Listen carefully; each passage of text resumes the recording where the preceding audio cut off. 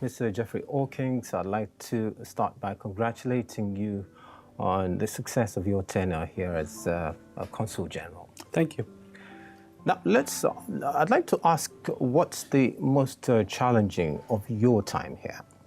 Well, I would say probably the most challenging moment in my career was the day that we brought the ambassador on Wazobia FM and had him speak Pidgin in his interview. No, all kidding aside, that was a great moment and I think did a lot for Nigerian-American relations. The challenging times, of course, were when Ebola struck here in Nigeria. That was extremely scary and challenging, and I think Nigerian government, the state governments, the Nigerian people, and the international community reacted very well to that challenge. We had challenges and concerns around the electoral process that ultimately went very well. And there are, challenges to day-to-day life as well, but I don't really reflect very much on the challenges. I reflect much more on the successes and on the great relationship that there is between the United States people and the Nigerian people. I'd like you to describe the state of relations between the bilateral relations between Nigeria and the United States in terms of trade, in terms of exchange of intelligence, particularly as it relates to security. Sure. Well, I think you have to preface any discussion of the bilateral relationship with an understanding about the nature of the relationship. And irrespective of who's in the White House, who's in the villa, who the personalities are, there are some very deep commonalities between the United States and Nigeria. Our regional interests are largely congruent. Our economic interests are very similar and closely tied. There are all these Nigerian Americans living in the United States and all these Americans living in Nigeria. Those ties are very deep and very strong. So you're not likely to see a lot of fluctuation over time between the two countries in that sort of scenario. I would say that at this moment in time that the relationship is particularly good. And I think we're focused on a number of key areas here, and you mentioned security, and obviously that's one that's very important to Nigeria and very important to the incoming Buhari administration, and very much important to the United States and the Obama administration. And we've seen a great deal of intense cooperation in terms of equipment, in terms of training, in terms of the intelligence sharing that you're discussing, and that also, as long as there's this very serious security threat in Nigeria's northeast, is going to continue strongly. Lots of Nigerians expected much from the United States. In the dying days of the Jonathan administration, the United States sought to help with some intelligence and all of that. We had movements to Borno and Yobe and that parts of the country, but we heard nothing of it. What came out of it? The presence of the United States in that process. Well, I think particularly in a situation in which you're talking about security collaboration like that, you're not likely to hear a whole lot about that. And I can tell you, without going into the details of it, that cooperation is quite strong, ongoing, and I think extremely helpful to Nigeria. At a point, the Goodluck Jonathan administration was trying to get arms, and the United States stood against it. In fact, at a point, the U.S. was to give out some arms to Nigeria, but said on the excuse that personnel would not be able to use it. Personnel do not have enough discipline to use them. You like to talk about this? Well, that whole debate, and I think folks in Nigeria sometimes lose sight of it, was centered on one weapon system, and there is a tremendous amount of cooperation that's going on across a wide variety of areas in the defense realm.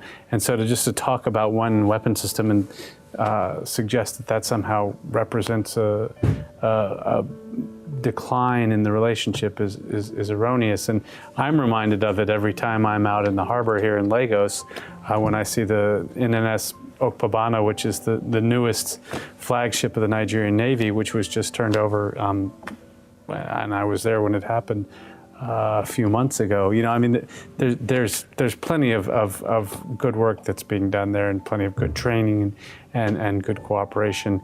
And I don't think we need to get hung up on one weapon system. Recently, the American government says authorities in the U.S. would have a change of attitude to family members of American hostages who seek to pay ransom. This looks like a subtle shift from the policy that says no negotiation with terrorists. Yeah, and I mean, I think that the United States government and you know, governments across the world are torn between, you know, some competing interests and issues. And on the one hand, you need to remain absolutely firm and staunch facing violent extremists, because to give in to their demands or to yield to them only emboldens them and empowers them to take their criminality that much further. On the other hand, you do have real human beings, you have families, you have American citizens who are caught in the middle of this conflict between countries that believe in rule of law, countries that believe in democracy, countries that believe in pluralism, and extremist groups that don't. And you've got these human beings caught in the middle. So I think that there's certainly been an effort to try and bring those two often conflicting things a bit into harmony. We had instances of hacking into computer systems by China. How serious is this? I'd like you to tell us how serious this situation is and what the United States government is doing. Well, I mean, obviously, China's economy is large and growing. The United States economy still represents the largest single economy on the globe, but the kind of growth rates we've seen in China are phenomenal. And it is really important that economies that play that kind of role in the world economic system play by the rules.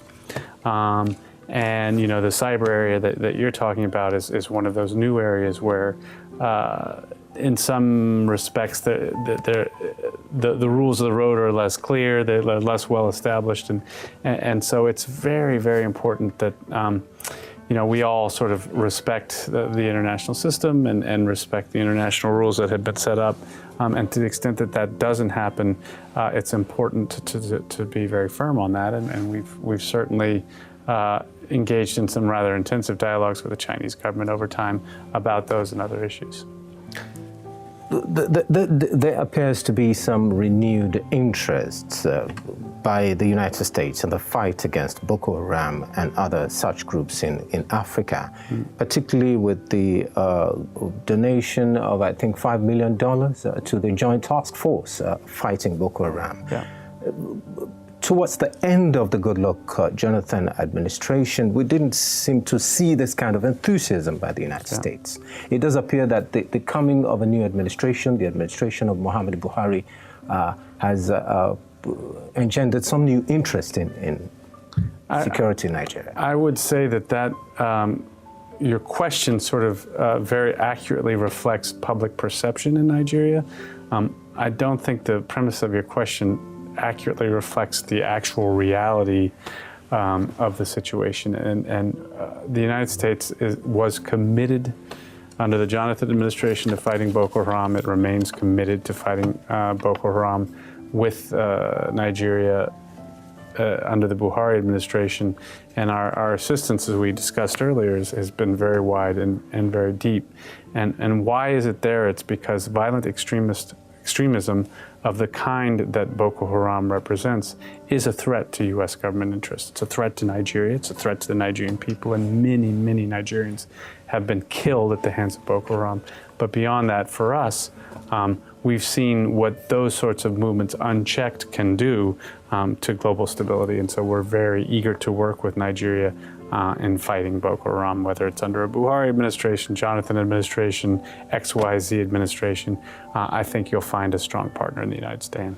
Now, the United States Congress has, the Republican Party has a majority in both houses of the United States Congress. Isn't that an indication of how the votes would go in the presidential election? No, I don't think you can see it that way. And our federal system is just that. It's federal, and the makeup of the Congress doesn't necessarily dictate which way the presidential elections are going to go. Also, we have a very strong phenomenon. You know, our House of Representatives is elected every 2 years and the president's elected every 4 years. And it's very frequently the case that in those midterm elections, the president and his party lose one or both houses of Congress. That's quite common. So it's quite possible that the Republicans could win in 2016, but I don't think the fact that they control both houses of Congress tells you much about whether they're going to do that or not. Okay, let's have your experience in Nigeria. Although I asked about your challenges while here, you told me that Ebola. Let's have a general view of your experience in Nigeria. Well, it's been incredibly fun to work in a country that has the the kind of relationship and the kind of affinity for America that Nigeria does. And, you know, there's ups and downs and bumps in the road and all the rest, but the basic reality of the American-Nigerian relationship is that Nigerians like and respect the United States. There's a lot of Nigerians that have lived in the U.S. or have traveled there. They know my country well. We share a language, and the affinities there are very great, and that makes it very easy to work here. I've had such great access. Doors are open everywhere. People are interested in the United States. They're interested in our programming. They're interested in what we're up to, and they're interested in our views. And that has permitted me to meet a wide range of Nigerians of all stripes and all backgrounds, and that has been a real privilege for me, and I really enjoyed that because this is such a super country. And working in a country like Nigeria for a country like the United States is really a dream come true for me. Now, two questions. How do you think that Nigerians intending to travel to the United States get from the inside looking in? As an insider, you would be in a position to advise. How do you think that Nigerians will get a better deal? Because a lot of Nigerians complain that the kind of treatment they get at the embassy, they go through a lot of stuff trying to get visa, to secure visa and all of that. That's one. Two, have you had an opportunity of enjoying Nigerian delicacies? And if yes, I'd like to know. Well, those are two very different questions. Yes. But I'll answer the first one first. First of all, I would. There are certain assumptions in your question that I would challenge. Most Nigerians that apply for a U.S. visa get it. And we have worked incredibly hard over the 3 years that I've been here to reduce wait times and make sure that not only do Nigerians who are eligible get visas, but they get them in a timely basis. And there have been some bumps on the road. And for example, in the last few weeks, we've had some worldwide systems issues that have been getting in the way of doing that quickly. But generally speaking, we do a very good job on that. I also say, and I know this from personal experience, that Nigerian applicants, and there are many of them, and that's a great thing because Nigerians want to go to the U.S. and we want to encourage that. We have a limited number of officers that do visas, and so we need to move people through here quickly. But with that said, I know for a fact that Nigerians are treated with respect and dignity when they come here, to such an extent that a very famous Nigerian author who had written critically about in fiction about experience at the U.S. consulate here. One day I said, fine, I read what you had written. I want you to come down to the consular section with me. I promise you that I won't tell anybody that we're coming, and we'll just go down there and sit and listen to the officer's interview, and then you tell me what you think. And I could do that because there's downside risk to that. If I was wrong, that would have been a disaster. But I could do that because I knew with 100% certainty that those officers were going to be polite and correct. They weren't going to issue every visa, but they were going to be polite and correct to those people, as indeed they were when we were there. So I'm comfortable with where we are in visas. As far as the delicacies are concerned, I'm sort of a meat and potatoes sort of guy, so for me it's star beer and suya every time. Whoa. Thank you very much, Mr. Jeffery. Thank you. Thank